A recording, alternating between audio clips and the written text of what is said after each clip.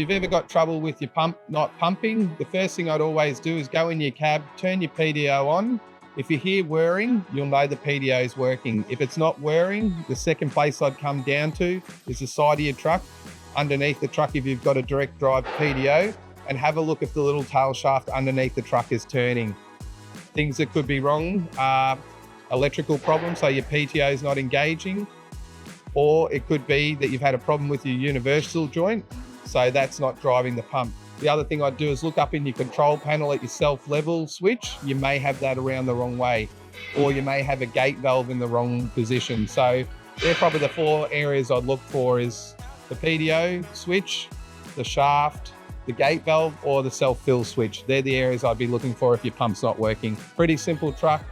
Have a look at them things and I'm sure you'll find the problem straight away.